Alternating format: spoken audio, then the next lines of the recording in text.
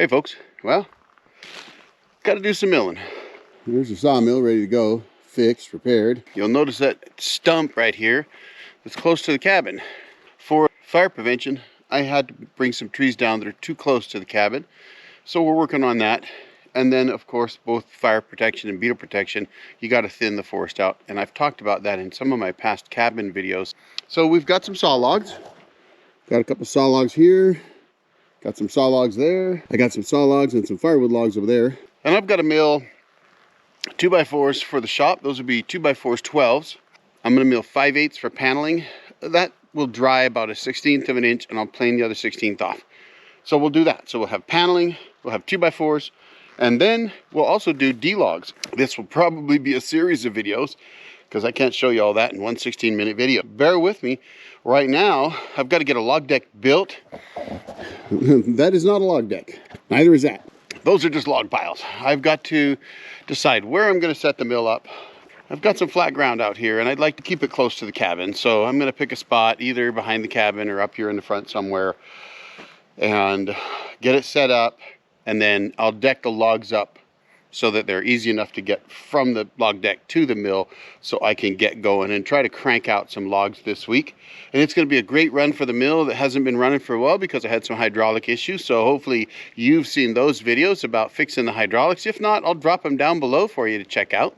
Might follow 3 or 2 more, but for now, I think I've got enough. But we've got to clean up slash. Now, one thing about the slash that you may not know, especially for pine, this could also apply for a number of other species of trees.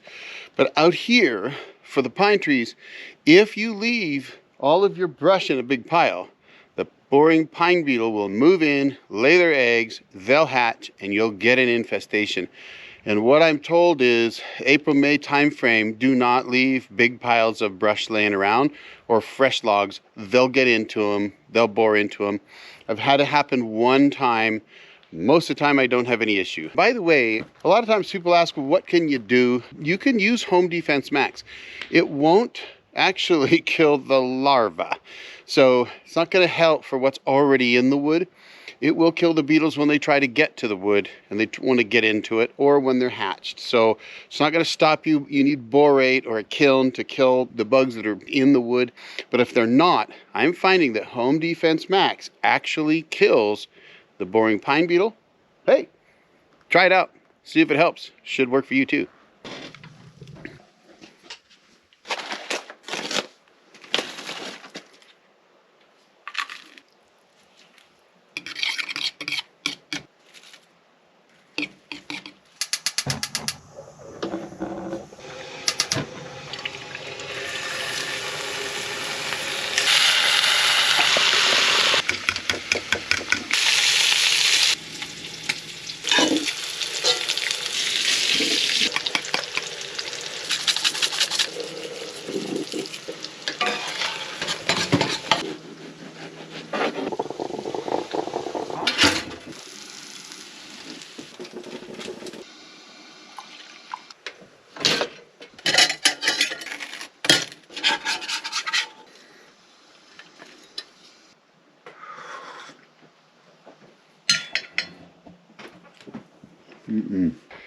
Oh, how about that breakfast? You always got to start a day with something. They say breakfast is the most important meal of the day, and I don't know if that's true or not, but definitely for me it helps. What you saw me using was actually home freeze-dried eggs. When you camp a lot or you do a lot of roadshow traveling like I do, it's tough sometimes to always have enough room to have fresh eggs. I like having eggs in the morning before I'm going to be working hard, get that protein. Well, with the Harvest Right, we can make our own. And you know, in the past we used to buy them. And you used to get, you know, a number 10 can for about $30. And that was no big deal. But then during this big egg crunch that happened, those cans were up to $170. It was insane. And I've always wanted to get one of those Harvest Right freeze dryers. Having your own freeze-dried stuff's good. So anyway, this isn't a commercial for Harvest Right. Don't get me wrong, they're not sponsoring me. But I will tell you, if you're thinking about getting one, I'll tell you it's worth it. I'm going to drop a link down below. It is an affiliate link, so if you do end up getting one, I get a little bit of a kickback for it. Helps the channel out, helps me make these videos for you. It's great to have extra in the camper. We like to have extra here at the cabin. If you haven't checked them out, I'll drop the link down below. Check it out. You might find that you want to get one of those. I'll tell you, times are kind of crazy, so it's nice to have a little extra too. So they really help. And the beauty of that is, instead of buying like a box of food or something at one of the, you know, name brand chains, you can make the foods that you eat yourself. This is going to be, of course, a sawmill video, and I know it looks crazy, right? Stick with me. It's gonna happen.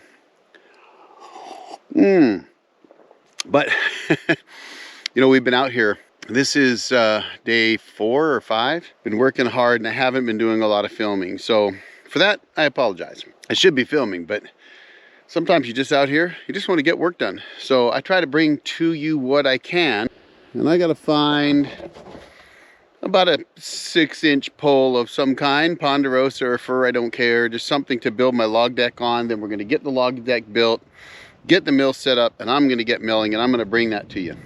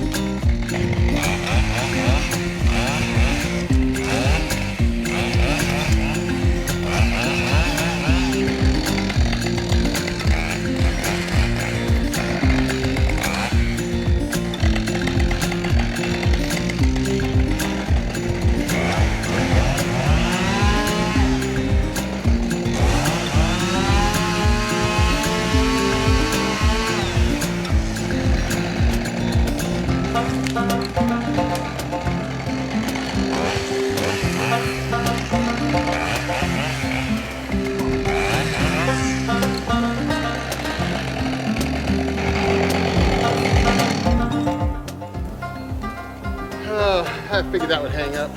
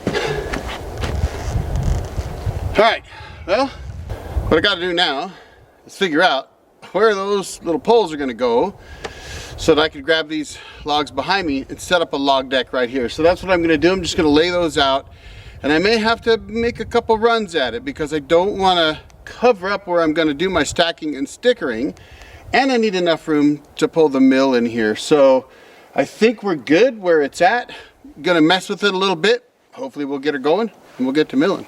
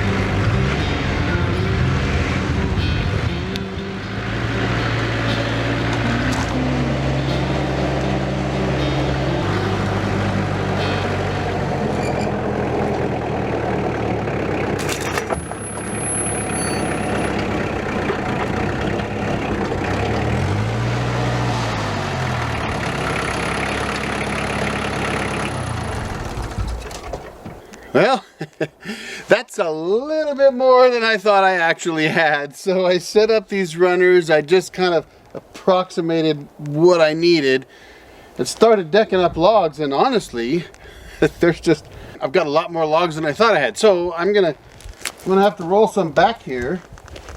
I'm gonna do that now. Give myself a little bit of room. We're running out. I will say that LS grapple does make decking logs easier, folks.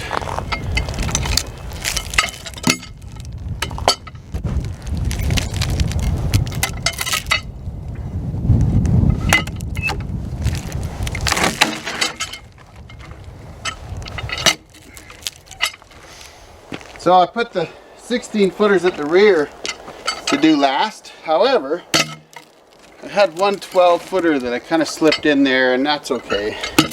I'm gonna make that work. But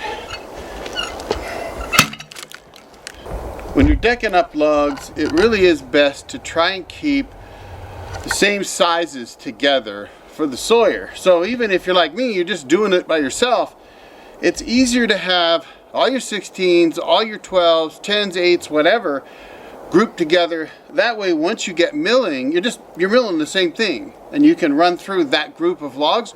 Then when you start the next, new settings, new changes, and away you go.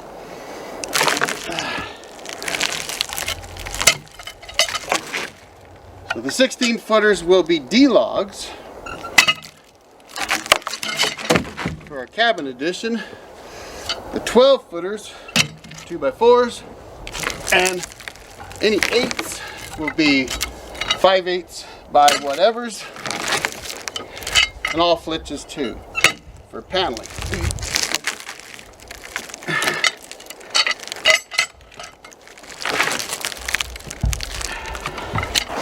Seems like a lot of work decking up the logs before you mill them, but there are definitely some advantages. One being that if I leave and have to come back to mill, these are up off the deck, ready to go. All I got to do is pull the mill in front, and away we go. Mill them up. Still got to do some trimming some horns off. Don't want those on there when I mill and get this dirt off. But I'll have to get my big Kent hook out so I can pop these down over the end and put my last logs on. So we'll be good once we get those done.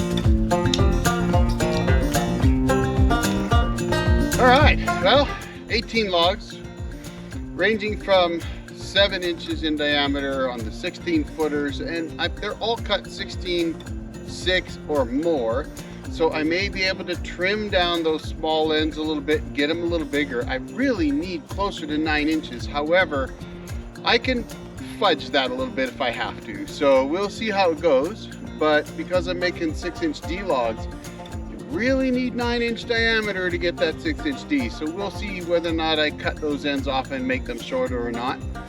For now, we're gonna leave them. Now, one of the things when you're scaling logs, you always scale the small end, or you measure the small end. So you get the average diameter at the small end. So normally what you do is you go across the width in one direction, then turn 90 degrees and go the other. And then you take the average. So if you've got an 8 and a 7, you call it 7.5. If you got a 7.5 and an 8, you either call it 7.5 or 7 3/4. It's just rough to give you a rough idea of how many board feet of lumber you're going to get out of this. But when you're making D logs, it's not really that big of a deal. It's more important on the 12.5 footers that I've got here, because I'm going to make those into dimensional plus an 1/8 2x4s. So I'm going to be milling at 1 5/8 by 3 5/8. By looking at each log ahead of time, I know, okay, if I've got 15 inches, this is what I can get out of it. So that'll be part of the planning when each log gets up on deck. Now, I cut my logs 6 inches over, so they're all long. Some of them are even longer than that. A lot of times what I'll do when I'm falling and bucking with somebody else is I'll go through and I'll mark them at my start. So if I'm starting on the butt of the log, I don't want that butt flare if I can avoid it. So what I'll do is I'll come up from the butt a foot or 1.5 or whatever, wherever I don't feel like I want that swell at the butt, and I'll mark it with my saw. I'll start my 16.5 foot or 12.5 foot measure from there. And if whoever was bucking didn't catch that, I'll have that mark, and instead of 12.5 feet, I'll have 13 feet or whatever here. So before these logs go up on the deck, I'm gonna go ahead and make sure I trim them down a little bit, get them closer to what I want. Now, why 6 inches over? Honestly, how many guys have sharpened up their chainsaw and went to buck a log and it went like that? You bucked on an angle because you did a poor job sharpening it up, or maybe somebody else was bucking them for you. On top of that, checks typically only run about 4 to 5 inches, sometimes 6 inches into a log. But if a check is, 3, 4, 5 inches into a log and you've cut it at 6 inches over, you're fine. It's going to be fine. Now, I like to anchor seal my logs, even ponderosa pine. Now, a lot of guys say you don't need to. Well, I will tell you, I generally do, except these logs are dripping wet. So you're not going to anchor seal the end of these logs they've got 1/8 of an inch of sap on them already. They're not drying right there. However, in the normal world, anchor sealing is good because it stops the ends from drying faster than the center of the log. We're going to get them milled anyway. We're going to stack and sticker them and have them ready to go. All right, 18 logs. I got to get the mill moved over here, but before I can do that, I got to get the box blade off the back of the tractor because I'm going to use the tractor to move the mill over here. I could pull it in with the truck. There's just a lot less maneuver room in here right now, so easier to do it with the tractor. And we got to get that LS grapple off the front. I'm going to put a set of forks on. And what that's going to allow me to do is I'm going to set the tractor on this side of the mill, which when I'm operating on the left side, so I can roll my logs up onto the mill, mill them down into whatever I'm going to mill them to, and then offload them right onto the tractor forks. I'm not going to have to walk very far. Then once it's loaded up, I've got 1 or 2 logs or whatever I'm going to put on there, I can then take it, run it back here, and stack and sticker those. So it's going to be a slow process. It's not like my normal videos where you see me with a crew off bearing and stacking and stickering, and all I'm doing is running the mill. When I'm running the mill myself, I tend to run at about half speed, so it'll be a slower pace today, but I think you'll enjoy it. Let's get her done.